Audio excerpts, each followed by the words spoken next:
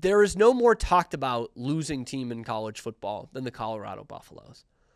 Now, I'd rarely, and by rarely I mean almost never, bring college sports into this show because I do 2 other shows every day that talk a lot about college sports, and specifically the Baylor Bears and the Big 12. And one of the teams that is now in the Big 12 are the Colorado Buffaloes, and with that comes Deion Sanders, their head coach, and really the face of their school.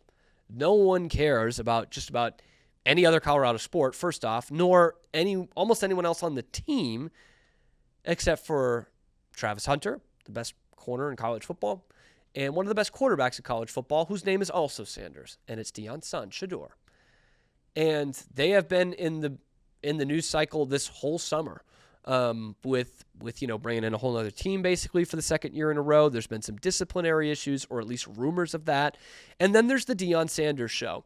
And he was rather muted at Big 12 Media Days in Vegas about a month ago.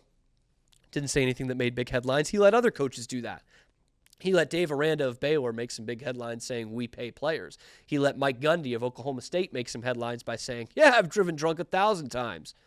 But now it was time for Deion to get in on the action. Because after this week of hit pieces against his team culture, the players on his team, someone crossed a line this week and made it about Deion. And Deion can't have people taking shots at Deion. Okay, because before his Friday press conference, CBS Sports put out a story that was ranking the 16 coaches in the Big 12. And they put Deion 15th. How dare they? How dare they slight the great Deion Sanders with a Power 5 record of 4-8 for his career and make him the 15th best coach out of 16 in the Big 12? How dare they? What has he done to deserve that?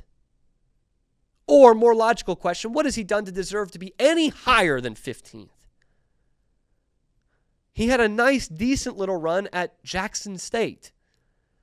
And then he came to Colorado, switched the whole team out, went 4-8. Am I saying it's time to fire the guy? No. But what I am saying is we're still finding out if he can coach at this level. So yeah, 15th seems just about right. Willie Fritz is ahead of him, who has not coached in the Power 5. But he also won the Cotton Bowl with Tulane.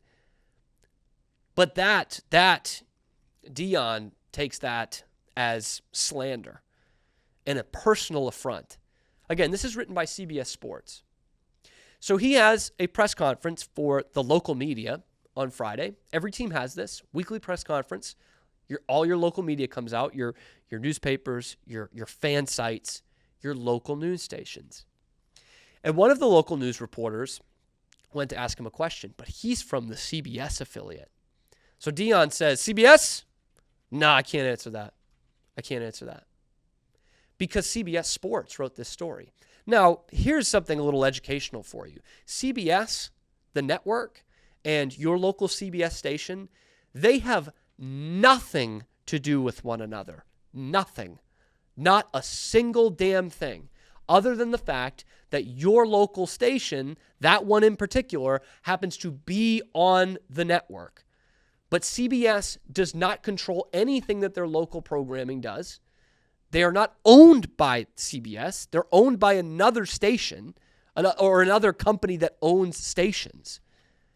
It has nothing to do with CBS other than they're on the same channel frequency. That's it. And this guy, this poor guy, man, because I worked in local news, I worked in local sports. Man, it's a grind. And a lot of times it's thankless. And this guy is busting his ass, working sometimes 60 hours a week during football season to bring you local football coverage. And by the way, not making a lot of money. Lucky to be between $30,000 and $40,000 a year as an entry level coming out to be a sports reporter for a local CBS station. And in Boulder, that's slumming it, man. That's really slumming it. Maybe you get some of the Denver station coverage, and I hope for his case that is the case because you would get paid a little bit more. But it's chump change, man. You're living in expensive cities and not making a lot of money. And for Deion to then just say, no, some guy you have never met nor will maybe ever cross paths with wrote a story that wasn't very good to Deion, so I'm not going to answer your question. And then the Colorado cult will come to defend him because he says, Deion says, oh, I got respect for you. I got nothing but love for you. But I'm going to go ahead and proceed to not answer your question, not let you do your job. I'm going to treat you as less than a human being because I'm Deion Sanders and I'm better than you. And that has been the case with Deion the whole time he has been in the public eye. And it's not just been as a head coach. Look up the Tim McCarver beef when he was a player. Real classy, Deion. Real classy. You're a real man. And then when he first gets to Colorado, there's this whole controversy of how dare a reporter call him Deion, his first name. How dare they not call him Coach Sanders or, better yet, Coach Prime? When he responds by saying, when you interview Nick Saban, do you call him Nick? And that reporter said the only logical answer, yes, I do. He's a man. He is a human being, and his name is Nick. And I call him that. But Deion comes up with the brilliant response of, no, you don't. You don't call him Nick. So you won't call me that. You call me Coach Sanders, as if he's a fucking doctor or something. Like, can you just be a human being? This is what it all comes down to. Deion thinks he's better than anyone. Anyone. And look, when you win a bunch of Super Bowls, apparently you can treat the media like shit because no one really pushed back on Bill Belichick for years. But you haven't won anything, and you're treating them like they're subhuman. And saying, I got nothing but respect for you, but I'm not going to answer your question. I'm not going to let you do your job. I'm not going to give you basic human decency. Even though you're probably about to ask a pretty tame and pretty legitimate football question about my football team. But no, we can't have that. Later on in the press conference, he's not done because another reporter asks him about the offensive line that has been bolstered. And Deion says, bolstered? As if it's a cuss word. Bolstered? How dare you call it bolstered? Reporter goes, okay, beefed up. No, Deion says. How about we call it improved? Okay, sure, Deion, because those are all fucking synonyms. They mean the same thing. No one slandered your team by saying you bolstered the offensive line. You just don't know what that word means. And, I mean, I don't know how you're almost a 50-year-old man and don't know what bolstered means, but beef up, you definitely know what that means, and still, it's not good enough for Deion.